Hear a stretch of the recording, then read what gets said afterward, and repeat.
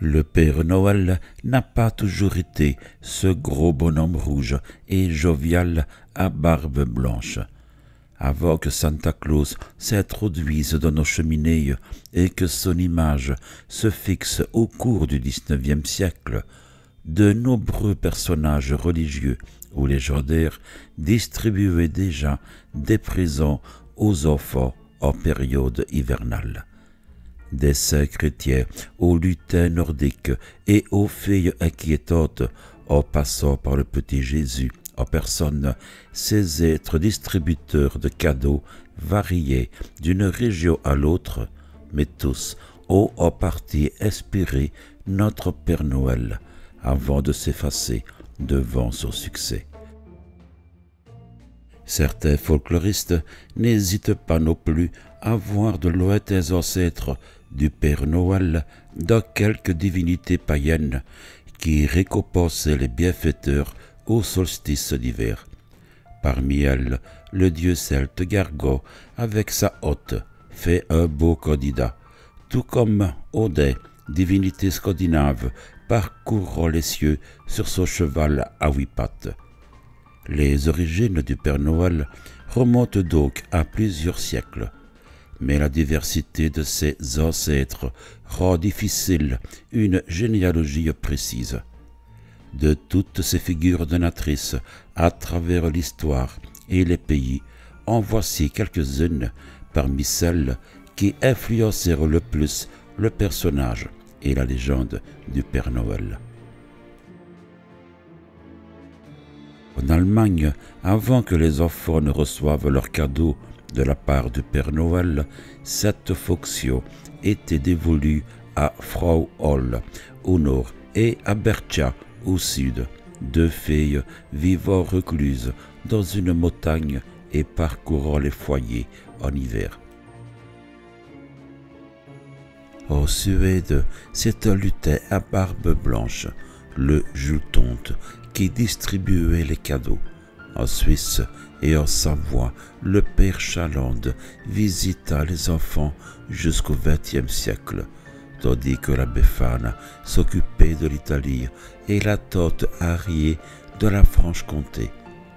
Suite à la réforme protestante, c'est le Christkindl, l'enfant Jésus, qui remplit cette fonction en Allemagne à la place de Saint-Nicolas. La plupart de ces distributeurs de présents n'étaient pas si sympathiques que notre Père Noël. Quand ils n'étaient pas accompagnés de personnages effrayants ayant pour fonction de punir les vilains garnements, ils n'hésitaient pas à le faire eux-mêmes. Et s'ils distribuaient des récompenses aux enfants méritants, les moins sages risquaient de se voir offrir du charbon, de se faire battre ou d'être emportés dans un sac. Ces valets, sales et inquiétants, portent le nom d'Hans-Trapp en Allemagne ou de Père Fouettard en Lorraine, accompagnateurs respectifs de Christkindl et de Saint-Nicolas. Mais le Père Noël, tel que nous le connaissons, a perdu ce caractère ambigu et s'est bonifié. Il est l'unique héritier de toutes ces figures locales qui fusionnèrent en un seul être avant que celui-ci ne les remplace au cours du XIXe et XXe siècle. Mais bien qu'il emprunte beaucoup à ses croyances populaires, le gros barbu rouge et son traîneau sont nés aux États-Unis. De tous les personnages ayant influencé la légende et la figure du Père Noël, le plus prégnant et immédiat est sans nul doute Saint-Nicolas. Saint patron des marins, c'est tout naturellement qu'il passa outre-Atlantique à bord d'un navire hollandais du XVIIe siècle. Malgré leur confession protestante, les Hollandais exportèrent la coutume de Saint-Nicolas à laquelle ils demeuraient très attachés. Au fil des siècles, Sinterklaas, Saint-Nicolas en hollandais, continua à distribuer ses cadeaux, accompagné du Père Fouettard, et la tradition du 6 décembre s'enracina aux États-Unis.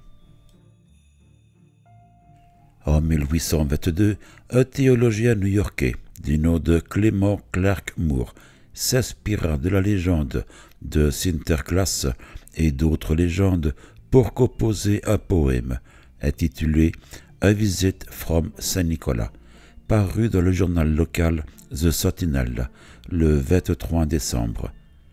Dans cette œuvre, Moore mettait en scène Saint-Nicolas, devenu Santa Claus, sous les traits d'un lutin jovial à la barbe blanche, allant de cheminée en cheminée pour distribuer ses présents, sorte de métissage entre les différents personnages légendaires exportés par chaque communauté. C'en était fini du père Fouettard, de l'âne et de la mitre du Saint-Homme. Place au traîneau et au bonnet rouge.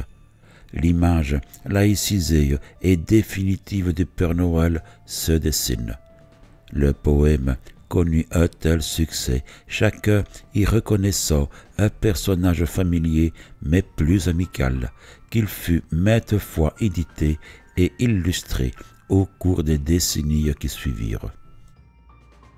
En 1837, le dessinateur Robert Ware représenta Santa Claus tout de rouge vêtu et chaussé de larges bottes noires.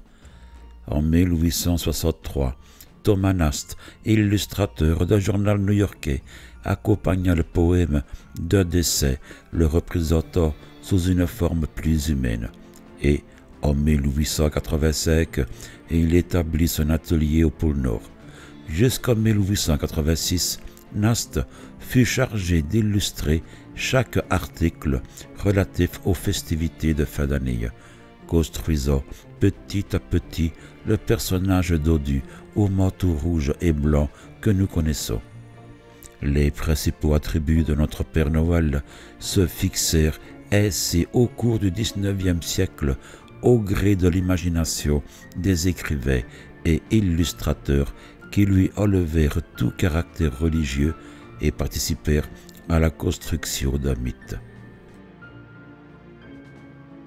En 1931, Coca-Cola n'a fait que reprendre un personnage déjà populaire et à l'apparence figée depuis la fin du XIXe siècle pour promouvoir sa boisson auprès des plus jeunes.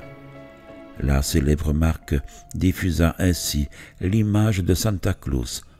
L'héritier de Saint-Nicolas fut de nouveau exporté, mais vers l'Europe cette fois. Progressivement, tous les personnages folkloriques, distributeurs de cadeaux, s'effacèrent devant cette figure. Après la Seconde Guerre mondiale, la société de consommation répandit cette image dans le monde entier et fit du Père Noël un personnage interculturel. De saint Chrétien, patron des enfants, les écrivains et dessinateurs américains du XIXe siècle sont passés à un personnage laïque et jovial, finalement devenu symbole de la société de consommation. Entre sacré et profane, foi et marketing, l'histoire du Père Noël ne s'est pas écrite en un jour.